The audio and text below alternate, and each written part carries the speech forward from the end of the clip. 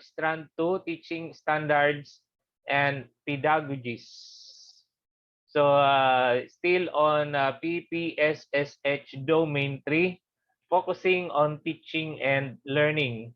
So the first topic that we will review is the teaching standards based on the Philippine Professional Standards for Teachers. So I browsed the internet to find out what is the essence of, or what's really the meaning of teaching standards.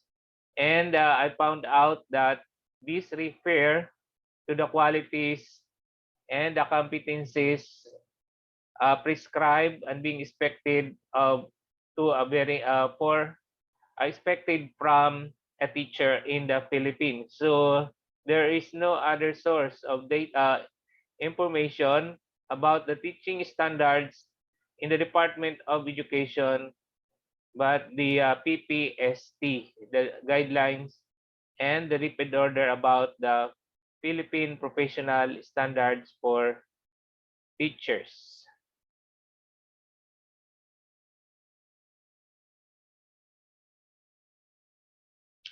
So under this strand, teaching standards and pedagogy or pedagogy, in the first career stage, the school head or those who want to become school heads or principal are expected to demonstrate knowledge and understanding of teaching standards and pedagogies within and across learning areas to provide technical assistance to teachers to improve their teaching practice.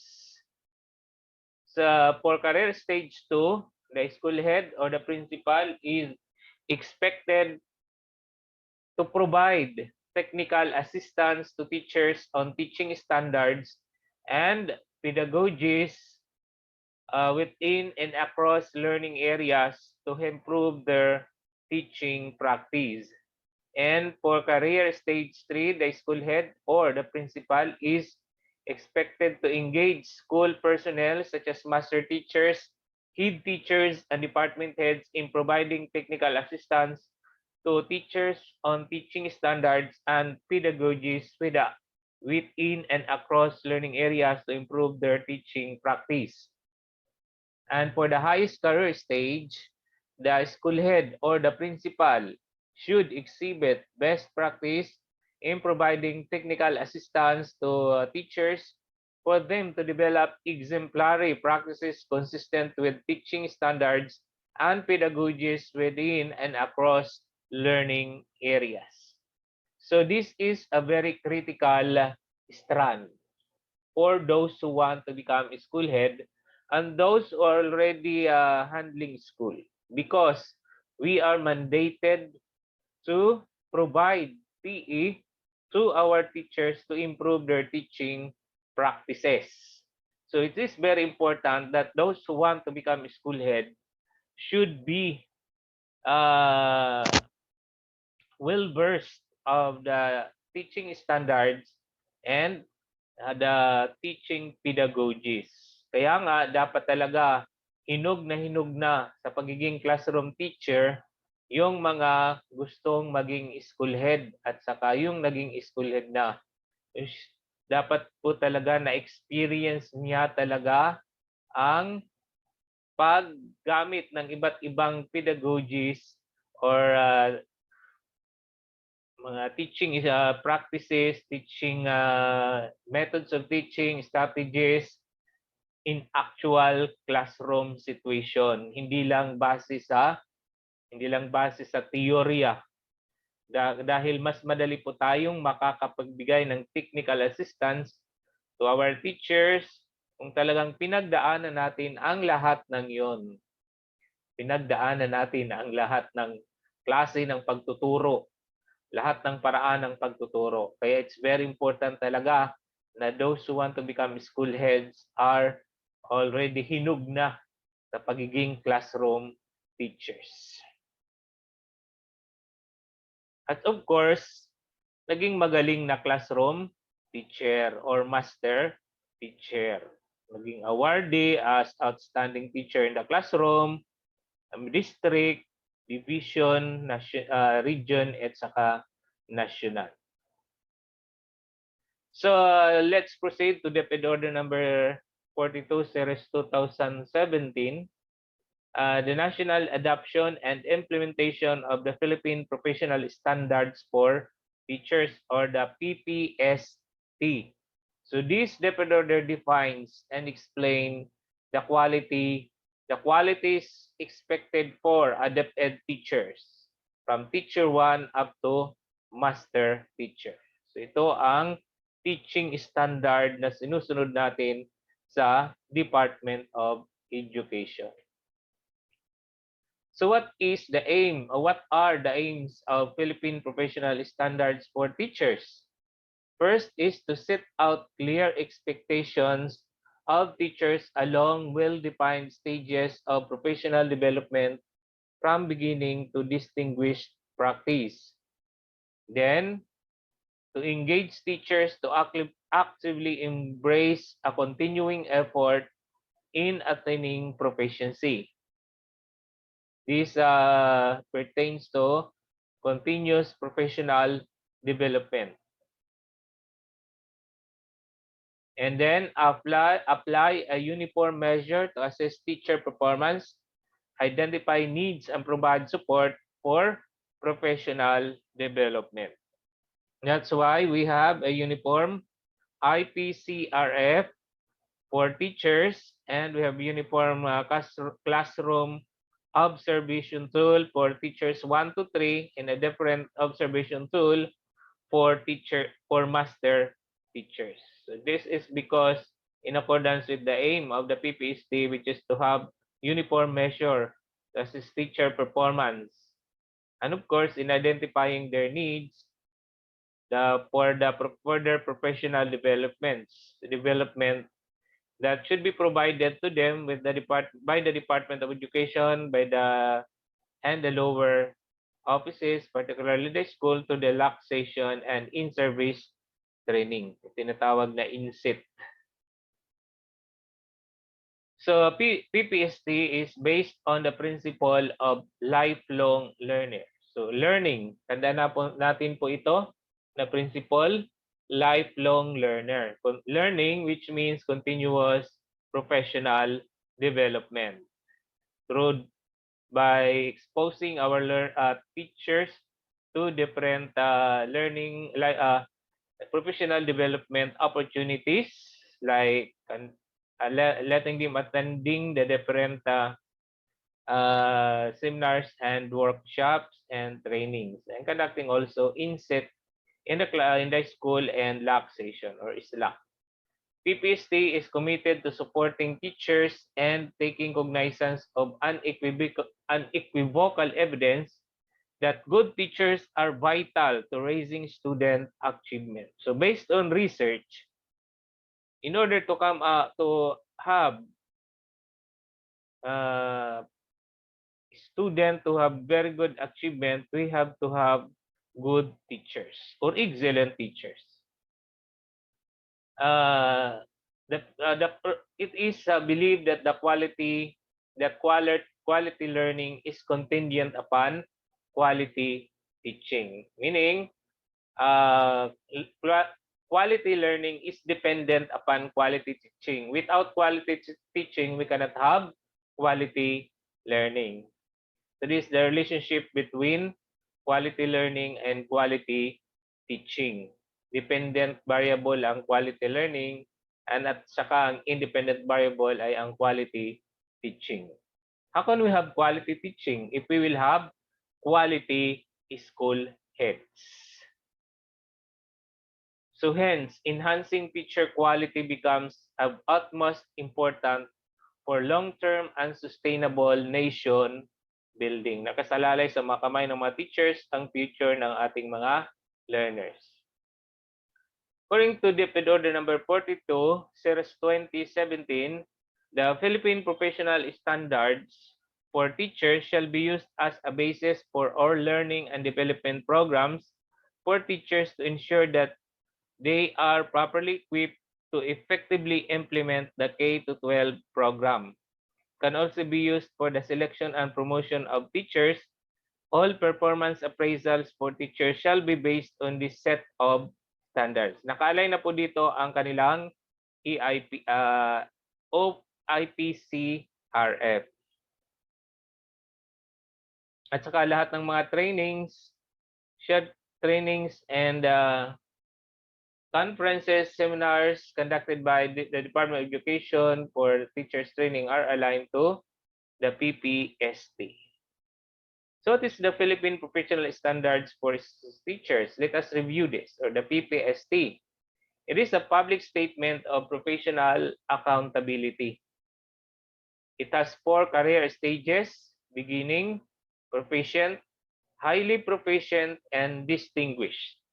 So the proficient are those teachers 1 to 3, and highly proficient are the master teacher, and the distinguished are, of course, those who have already attained the highest level of competence as a teacher. Preferably siguro master teacher. Siguro yung mga distinguished teachers ay sila na yung dapat maging school head in the future, di ba? Kasi part ng malaking trabaho ng isang school head ay magbigay ng technical assistance sa mga teachers, lalo na sa mga neophyte teachers, in terms in using teaching pedagogies and improving their teaching competence. So the PPST has 7 domains, 37 strands, and 37 indicators for each career stage. How many career stages? There are 4: beginning, proficient, highly proficient, and distinguished. So why do we need to have Philippine professional standards for teachers? Why do we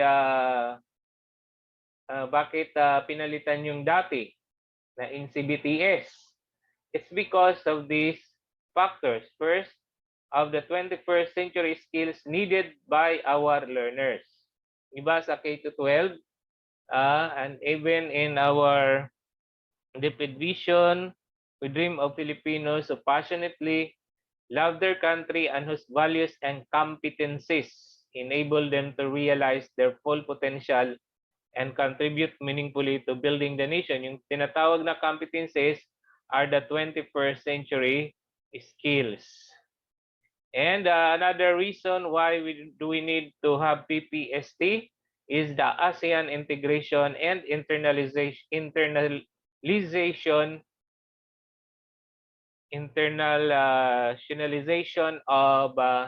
of course, the quality of our teachers, so that our teachers will be at par with the teachers in ASEAN countries and other countries outside ASEAN. So kung teacher ka dito, dapat pagpunta mo sa Singapore, ang trato sa iyo ay equal ng mga teachers doon, hindi second-class teachers. Another is the Philippine Qualifications Framework, which includes of course the QS qualification standards, and there is another reason is the K-12 implementation of the K-12 basic education curriculum that was passed in 2013, the Republic Act 10533. Not forget RA 10533, K-12 Act.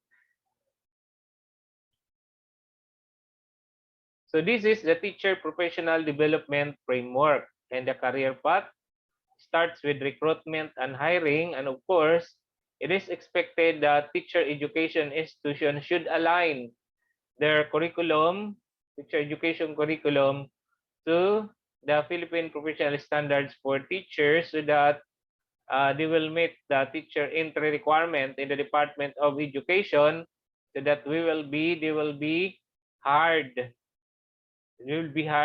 as DepEd teachers. So once they are hired, we will start at stage 1, which is the beginning teacher.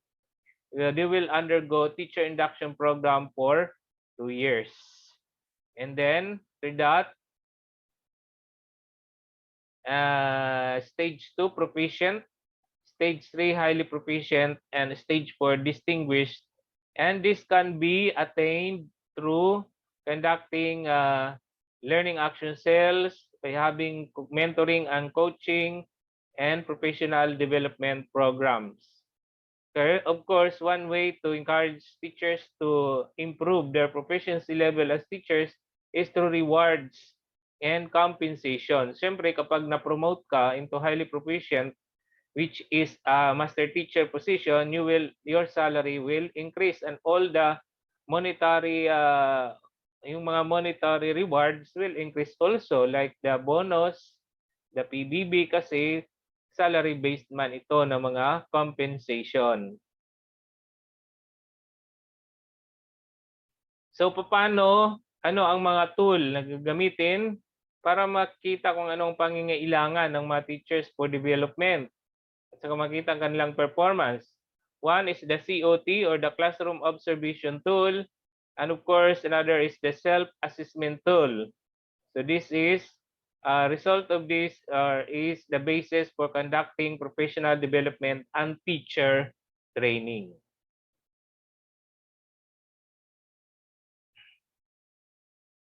So the PPST captures teacher quality requirements in the K-12. Ano yung mga requirements to become quality teacher in the K-12?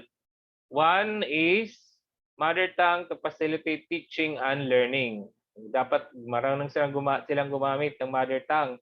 So to facilitate teaching and learning. But this is intended for the K-3 stage of basic education. And learners in difficult circumstances, teachers should know how to handle learners in difficult circumstances. Anyway, sa ngayon po, lahat po ng learners natin ay nasa difficult circumstance. It's because of the health crisis, the COVID-19 pandemic.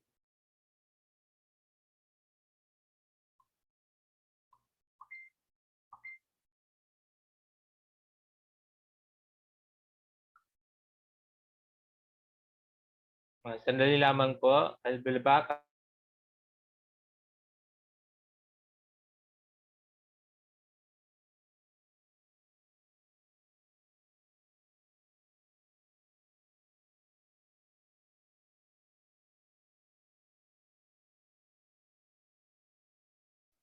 Okay, let's continue. Another expected characteristics of a teacher is strategies for promoting literacy and numeracy. This is most important in the K-3 stage. Yung ELLN, Early Language, Literacy and Numeracy, skills na dapat ituro sa mga learners, kasi itong mga skills na ito na ELLN are not natural, do not naturally develop.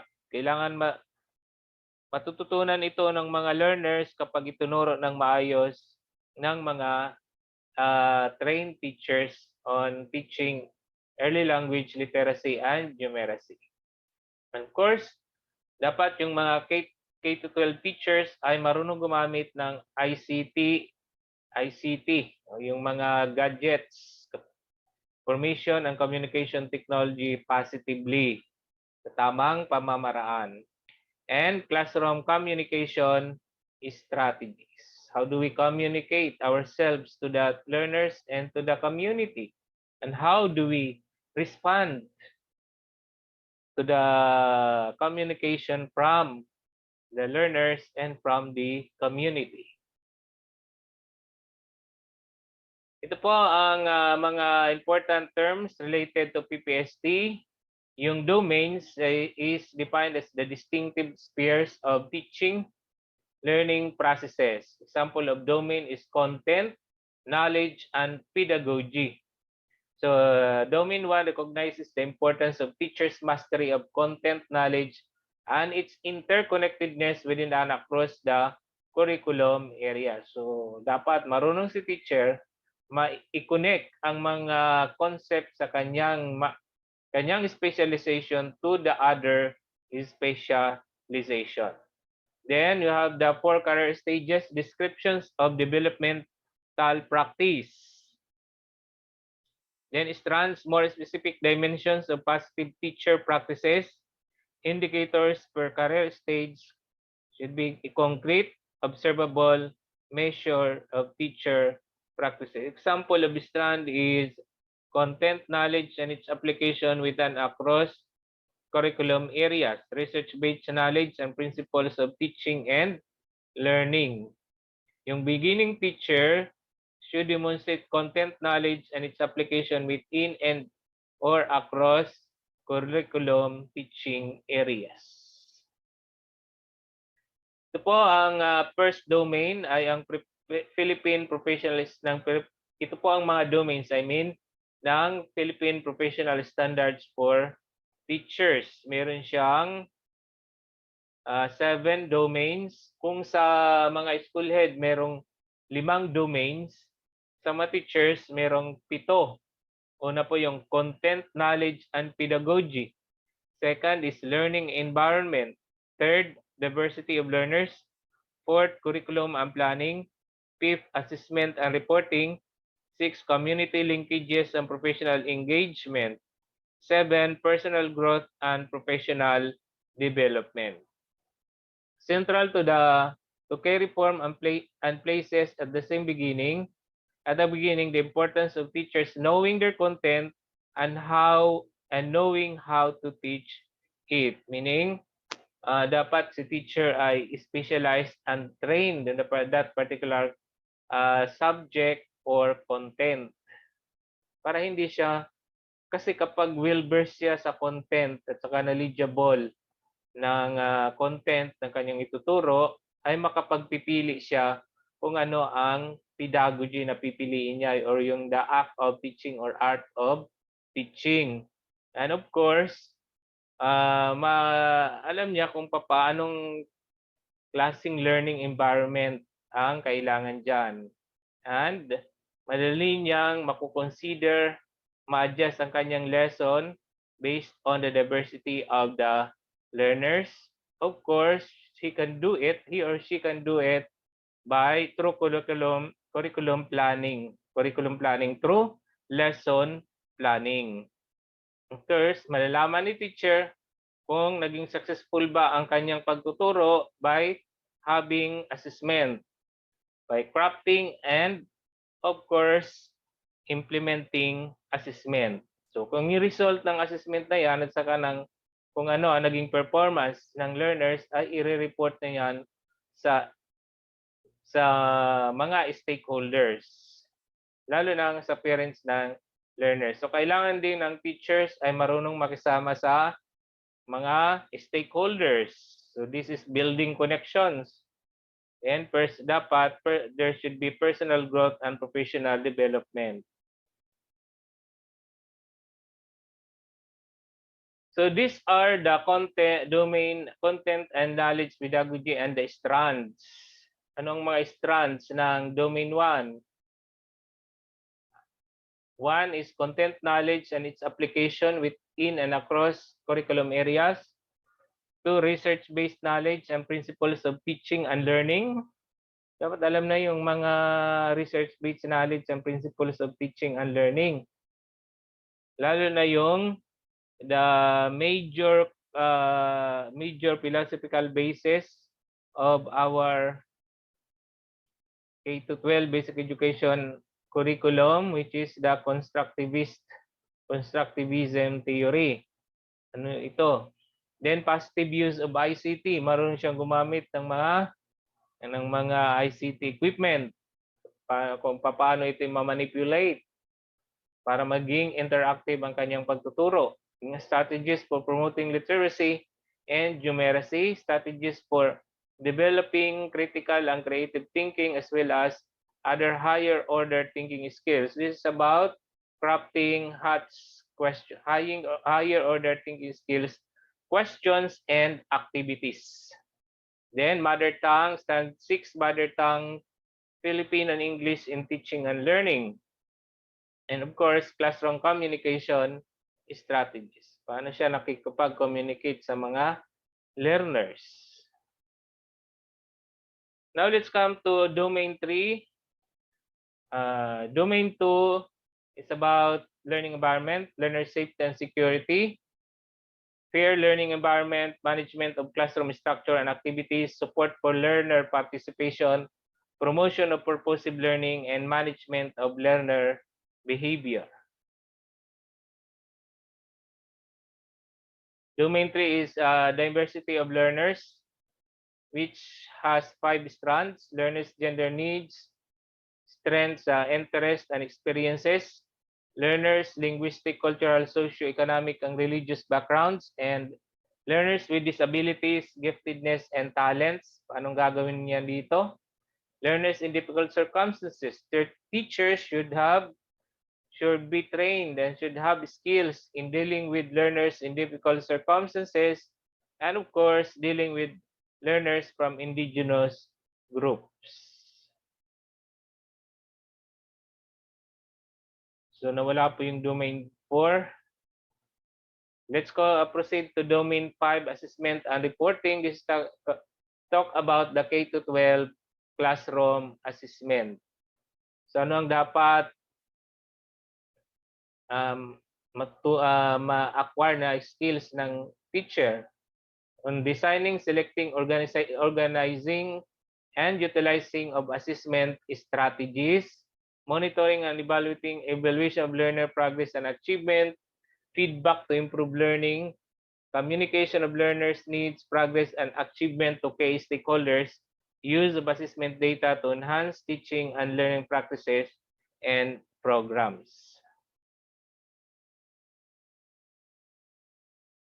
For domain 6, which is community languages and professional engagement, there are 4 strands: establishment of learning environment that are responsive to community context, engagement of parents and the wider community, school community in the educative process, professional ethics, so yung code of ethics of public school teachers, dapat sinasabuhay niya.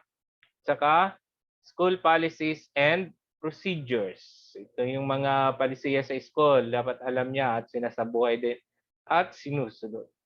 And the last domain is personal growth and professional development. The teacher should have his or her own philosophy of teaching.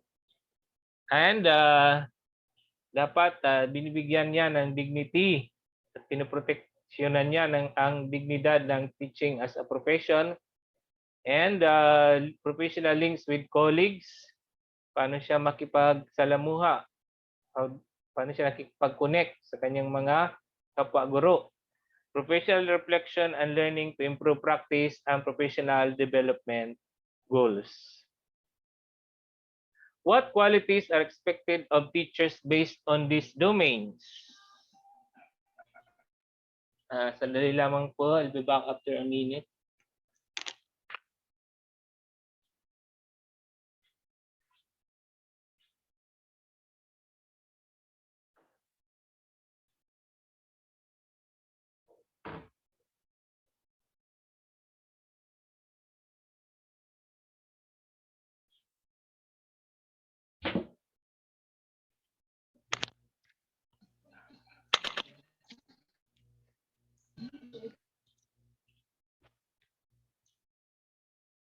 Okay, let's continue. So what qualities are expected of teachers based on these domains of the Philippine Professional Standards for Teachers? First, the teachers knows what to teach and how to teach it. Yung knows what to teach, that's content. How to teach it are the pedagogy or the pedagogy. Then maintain a learning focused environment, respond to learner diversity. Alam niya ang pag-contextualize, alam niya yung differentiated instruction, saka paggawa ng mga different types of learning materials based on the interest and needs of the learners. Plan and design effective instruction. This is about lesson planning. Then use a variety of assessment tools to inform and enhance the teaching and learning process. Establish community relations, relationships and uphold professional ethics and engage in professional reflection and assume responsibility for personal professional learning. Under this, know what to teach and how to teach. Kasama na po dyan yung strategies for promoting literacy and numeracy, the use of mother tongue, Filipino and English in teaching and learning, knowledge of research, strategies for developing critical and creative thinking skills, the art of questioning, and classroom communication strategies. Under respond to learner diversity, so dapat yung guro ay alam yung learner's linguistic, cultural, socio-cultural, economic, and religious background. Learner should respond accordingly to learners in difficult circumstances, and teachers should know how to deal with learners from indigenous groups. These are the teaching standards in DepEd, in the Department of Education. So napakaganda ng teaching standard, di ba? Sana lahat ng ito ay meron ang ating mga teachers. These are the description of the 4 career stages of the PPST. Una po yung beginning teachers. Who are the beginning teachers? Are those who have gained the qualifications recognized for entry in the teaching profession. So dapat graduate or at least baccalaureate graduate, nakapasa sa licensure examination for teachers, at saka yung hindi naman na teacher education graduate and mga second coursers dapat meron silang at least 18 units sa professional teaching subjects. And of course, are supported to reach career stage 2 within 2 to 3 years. So yung mga teachers na nakapasok sa DepEd, ay consider sila na yung without experience, without experience ay they are considered nasa beginning level upon entry up to 2 years, up to 2 to 3 years. They are expected to be teacher 1. Okay? Then, sino naman yung mga proficient teachers? Professionally independent in the application of skills vital to the teaching and learning process. Display skills in planning, implementing, and managing learning process. So these are the teachers 1 to 3. So teacher 3, more than 3 years na in the service. Highly proficient teachers consistently display. So ang proficient teachers, professionally independent, displaying of skill, applying the skills. While highly proficient teachers, sa pang-araw-araw na kanyang ginagawa, dinidisplay na niya ang high level of performance in their teaching practice. Yung sila yung mga hinahangaan ng mga learners na napagagaling magturo. Provide support and mentoring to colleagues in their professional development. They are supposedly the master teachers. Yung mga totoong master teachers. And then, sino yung mga distinguished teachers? Embody the high standard of teaching, grounded in global best practice, recognized as educator leaders, leaders, contributors to the profession. Kasama na dito siyempre yung mga school principals. Dapat yung mga school principals are supposedly distinguished teachers because yun, di ba, recognized as educators, leaders, contributors to the profession. Kaya pwede naman yung master teacher 3 and 4 siguro. Yung mga highly proficient, yung master teacher 1 and 2. This is only my own perception na yung distinguished teacher, mga master teacher 3 and 4. Saka mga principal, kagaya natin, o school head, babae natin.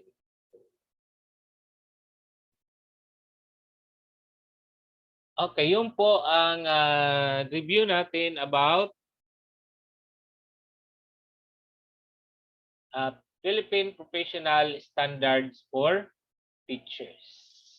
Now let's come to another topic. This is already topic 2. Still on teaching standards and pedagogies is about lesson planning. Diba? Part pa rin, a topic sub B po ito about teaching standard, lesson planning. So, syempre, require po, isa po sa magiging daan para maging magaling na magturo sa teacher ay yung lesson, dapat meron siyang lesson plan. After 5 minutes, we'll review about this matter.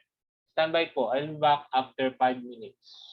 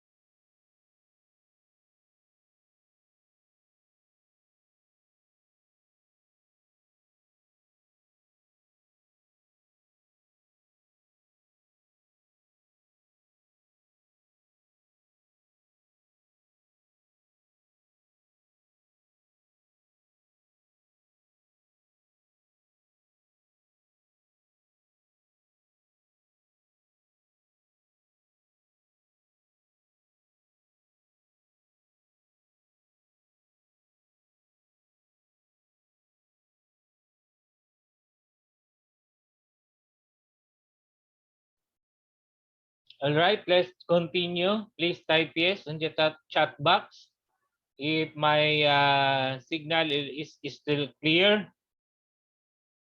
Pakitype po ng yes kapag okay po ang signal ko.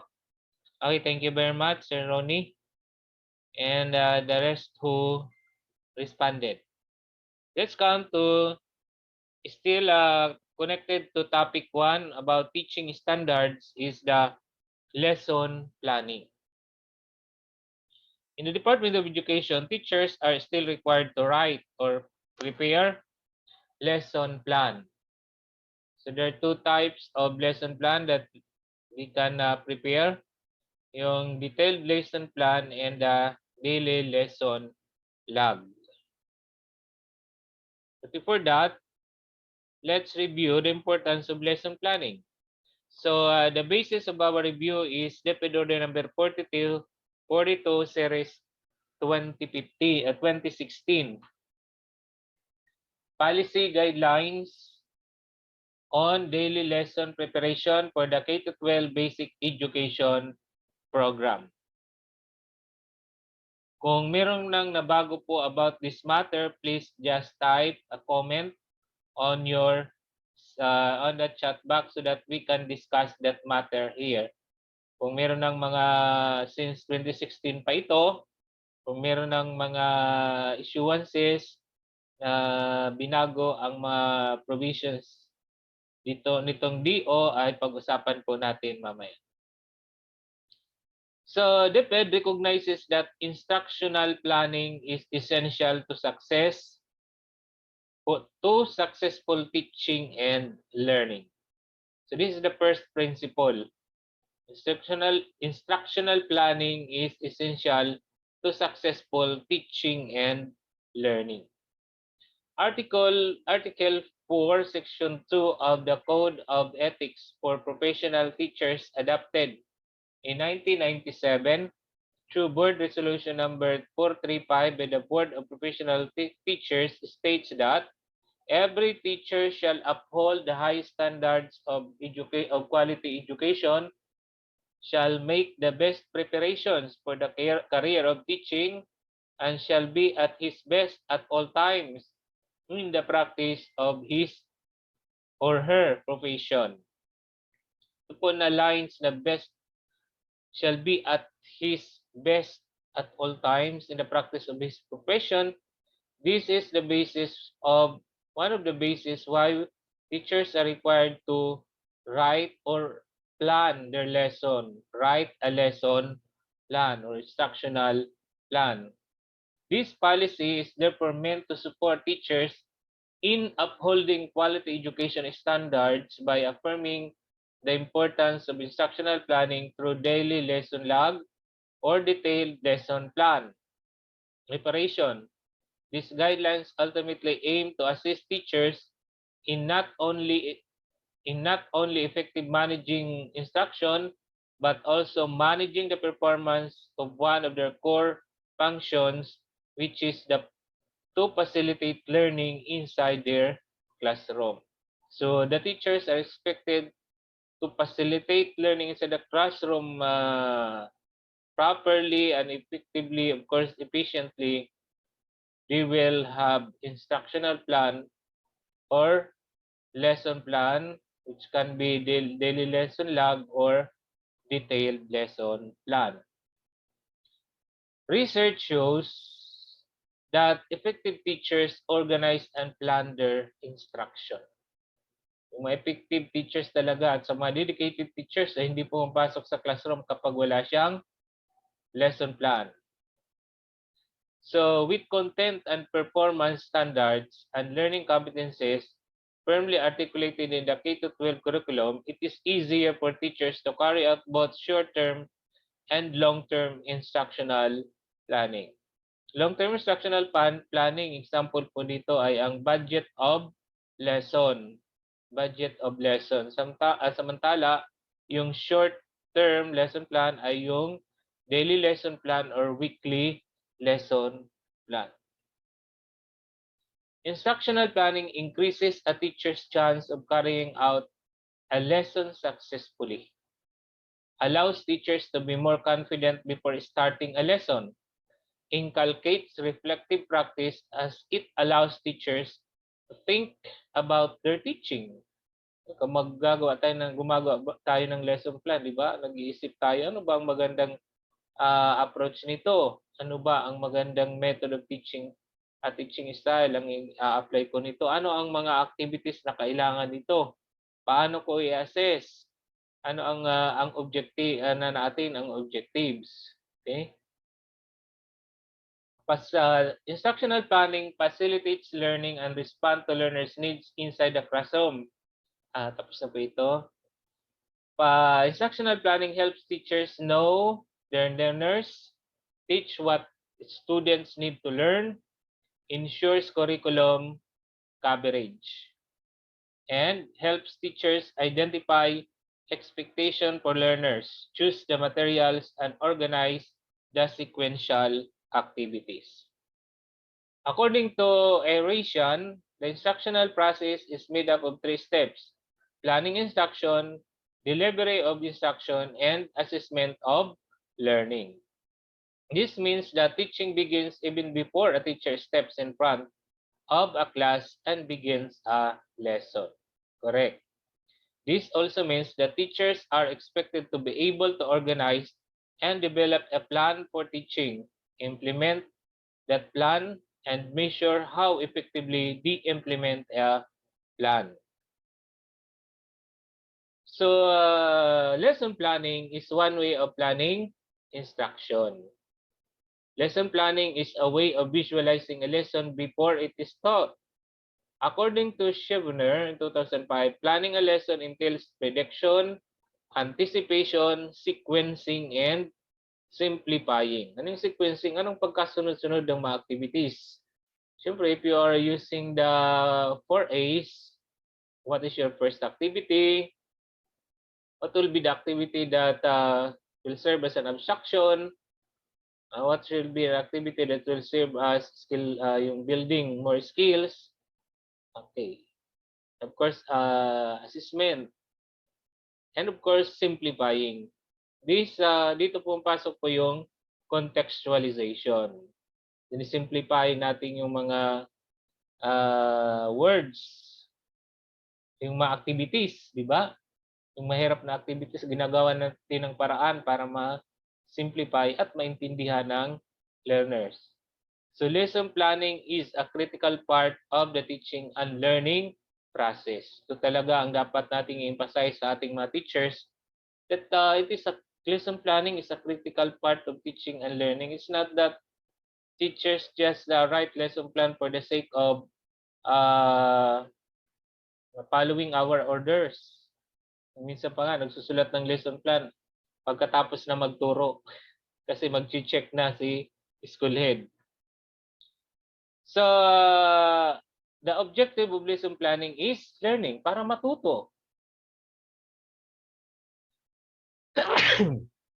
I'm sorry for that. The objective of lesson planning is learning, syempre, para matuto ang ating mga learners as well as tayo rin, di ba? Lesson planning helps teachers set learning targets for learning. Yung ang mga objectives which are based on competencies and aligned with the performance standards and content standards. It also helps teachers guarantee that learners reach those targets. By planning lessons, teachers are able to see to it that daily activities inside the classroom lead to learner progress and achievement or the attainment of learning outcomes. Nagpaplano po tayo ng maganda, magsulat ng magandang lesson plan para po ay matuto ng maayos ang ating mga learners.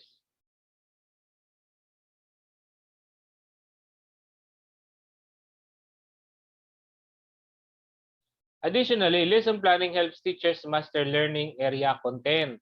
Correct. Kasi when we plan a lesson, we need to read the content at dapat intindihin natin ang content, all the parts, yung bahagi ng lesson plan. And that way, na ma-master natin kung anong ituturo natin sa susunod na araw. Through the preparation of effective lesson plan, teachers able to relearn what they need to teach. Tama po yan. Na ano tayo? Na-recall natin yung mga concepts. In the classroom, well-prepared teachers show ownership of the learning area they teach. Show ownership of the learning area they teach. Kasi kahit na hindi field of specialization niya yan, kapag napaghandaan niya ng mabuti through lesson planning, parang specialized, parang major na rin niya ang learning area na yan. Kasi this happens in high school. May mga TLE teachers na ina-assign as academic teachers, Filipino teacher, math teachers, depende mo naman po sa skills and capability ng guro. Tinitingnan din niya natin ng mga school head, di ba, kung kaya niyang magturo ng isang subject kahit hindi siya specialized doon. So lesson planning helps teachers know their learners and teach what students need to learn and therefore ensures curriculum coverage. Bakit helps teachers know their learners? Kasi part ng lesson planning ay magkaroon ng diagnosing the reason kung ano yung stock knowledge ng mga learners. Diagnosing the interest of the learners. So kaya mas nakikilala ng guro ang mga learners through lesson planning.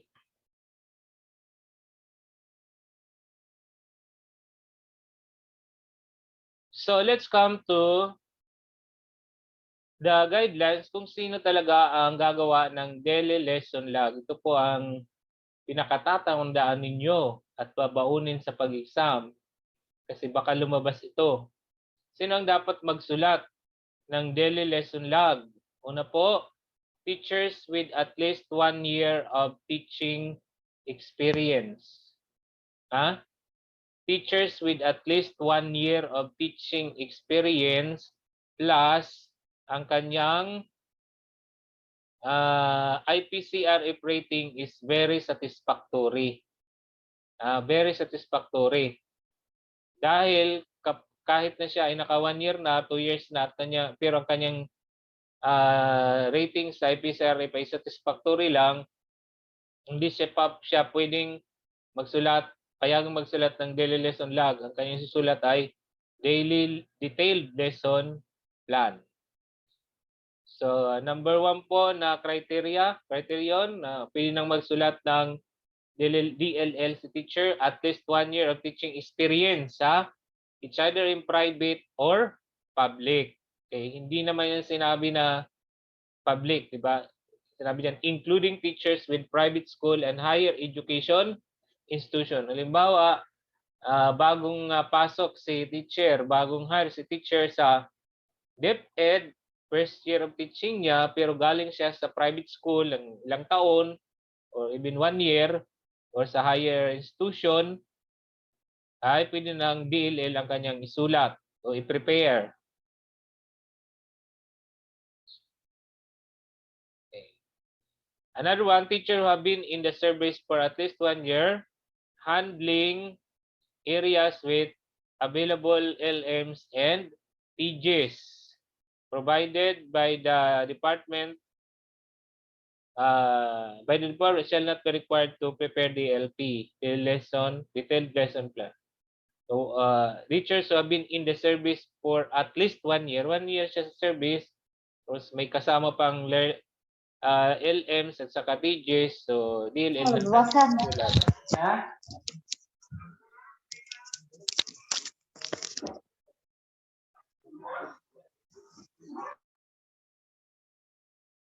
And instead, they shall be required to fill out weekly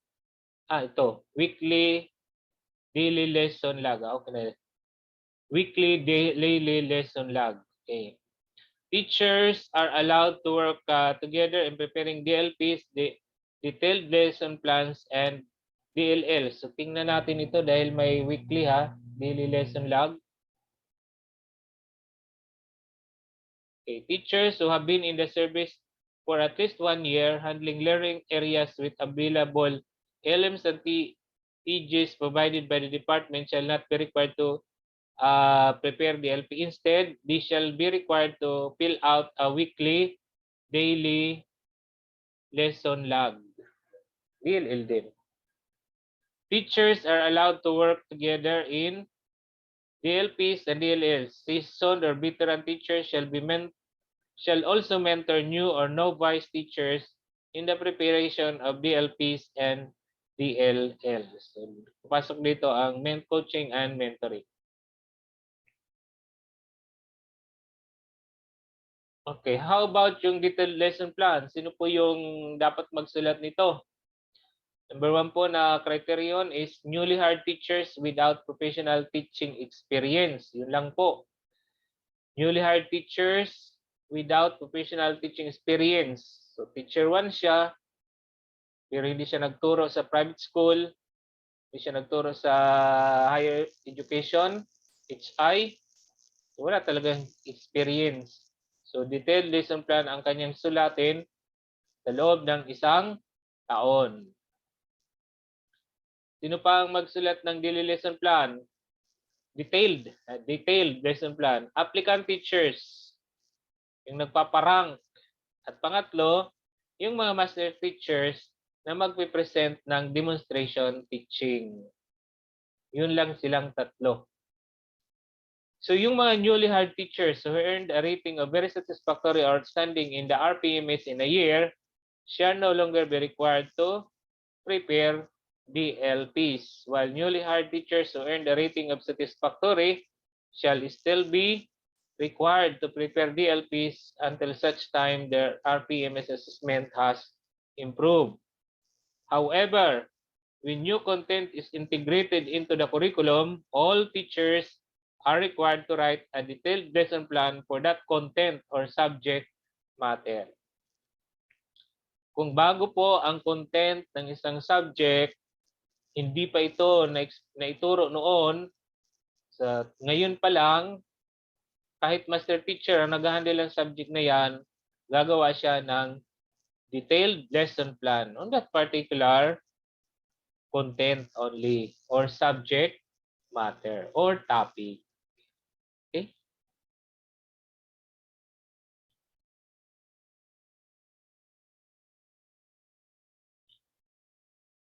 How should it be taught? With a lesson plan, teacher can predict which parts of the lesson learners will have difficulty understanding. Teachers can then prepare strategies that help learners learn. Ito na ang scaffolding, ha? Scaffolding in the spiral progression and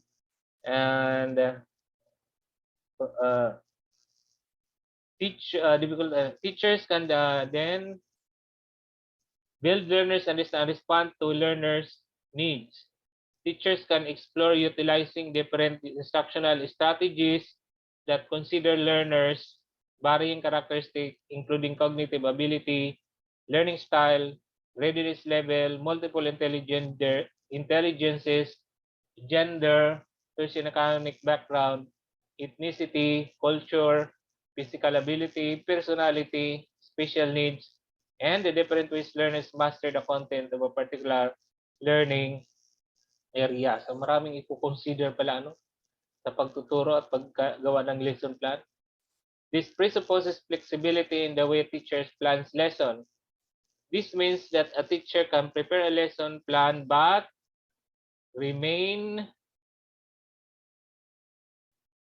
open to the possibility of adjusting instructions to respond to the needs of learners. So, hindi lahat ng oras ay susundin natin ang ating lesson plan. There are times that we will deviate from our lesson plan as needs arise or as need arises based on the context of our learners. Nakapag-prepare na tayo ng napakagandang activity.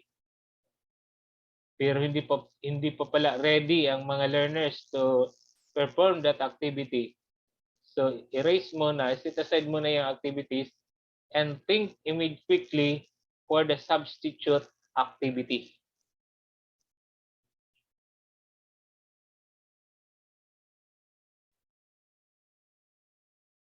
Furthermore, this requires teachers to treat learners not as passive recipients of knowledge. So bawal po ang spoon feeding, but as active agents in their own learning. A lesson plan, therefore, should show what the teacher and learners will do in the classroom. So this means that the teacher facilitates the learning. Facilitator. The role of the teacher is facilitator. And the learners are actively engaged in the activities. So beyond demonstrating what a teacher needs to do inside the classroom, a lesson plan should describe what learners need to do as co-constructors of knowledge inside the classroom. Ito po ay in accordance with the constructivist theory, or theory of constructivism. Ang mga proponents ay sina Vygotsky, si John Dewey, at saka si Piaget. I don't know kung I pronounce his name properly. Ano ang ituturo? Kung gagawa ng lesson plan, ano ang mga magiging gagamitin niya ng mga materials? Teachers must have a deep understanding of the curriculum and strive to teach its content. Dapat talaga orient and reorient the teacher about the K-12 basic education curriculum, particularly its contents and the prescribed teaching pedagogy. So in planning the lesson plan, teachers need to follow the curriculum guide. So susundin ni teacher ang curriculum guide of the learner area being taught. Using the CG, teachers can plan the many ways to teach and what it contains, including the content standards or the essential knowledge the students need to learn, performance standards or the abilities and skills learners need to demonstrate in relation to the knowledge they have learned, and learning competencies of the knowledge, skills, and attitudes learners need to demonstrate in every lesson. Lahat naman ito ay nasa curriculum guide. At saka may sequence na po ito. Minsan, kaya susundin na lang ito ng teachers. Hindi na masyadong mahirap. Di gaya noon, during our time, wala namang noong curriculum guide. Parang wala. What we have during that time was textbook and teacher's guide. Hindi naman nakalista yung mga performance, teaching standard, content standards, performance standards, at competencies. Nakasulat doon are mga objectives, diretso. So, in planning the lesson, hindi talaga maiiwasan ni teacher na mag-contextualize because this is mandated under Section 5 of RA 10533 or the Enhanced Basic Education Act of 2013. It states that the K-12 curriculum shall be learner-centered, inclusive, and developmentally appropriate, relevant, responsive, research-based, culture-sensitive, contextualized, global, and flexible enough to allow schools to localize, indigenize, and enhance the same based on their respective educational and social context. K-12 teachers are allowed to use contextualization strategies in their lessons. So, hindi na copy-paste na lang.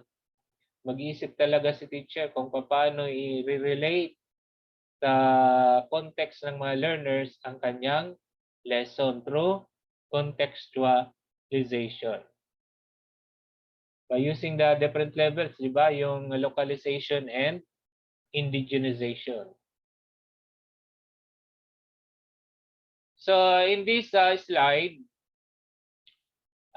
dinidiscuss po dito ang difference between localization and indigenization.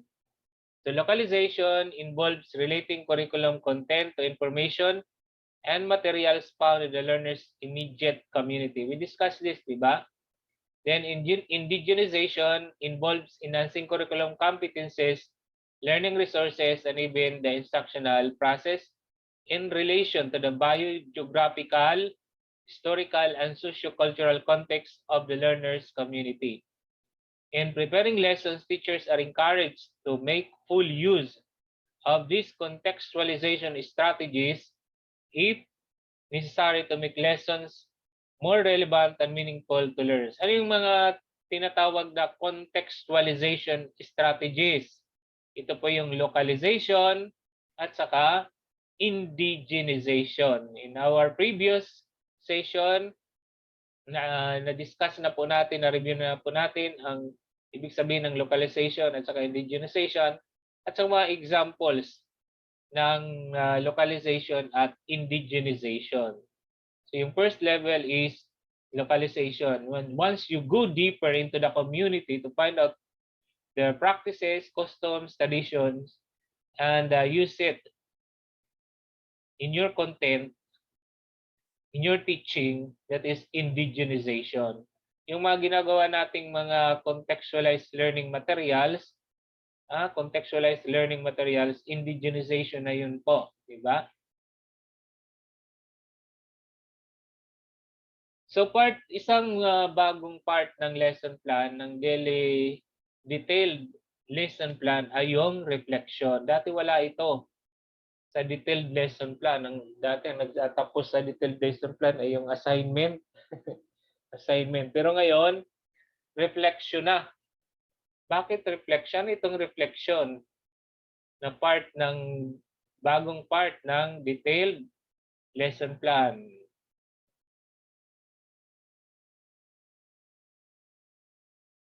Saan ito kailan ito i-filled out? Before the lesson or after the lesson? Should be filled out right after the lesson or after the delivery of the lesson. So teacher, tandaan niyo ang reflection. Sinusulat ito pagkatapos magturo, hindi bago magturo. Pagkatapos magturo. Teachers are encouraged to think about their lessons, particularly the parts that went well and the parts that were weak. Kung saan naging maingay ang mga learners, kung saan walang nakinig sa sinasabing mo. At kung saan naging seryoso ang mga learners at nag-enjoy ang mga learners, di ba? And write about it briefly. In the reflection, teachers can share their thoughts and feelings about their lessons, including things that the lesson that were successfully implemented need improvement or could be adjusted in the future. So what went well, what went wrong, and what should be done in the future. As in the daily lesson log, teachers can also talk about their learners who did well in the lesson and those who need help. Ngayon po ang ating review about lesson planning. Parang dapat lang natin tandaan doon yung sino ang magsusulat ng daily lesson log at sino ang magsusulat ng detailed lesson plan. Now let's come to equally important topic, which is the K-12 pedagogies or pedagogies. After 5 minutes, I'll be back with this topic, very important topic. After 5 minutes po, please stand by.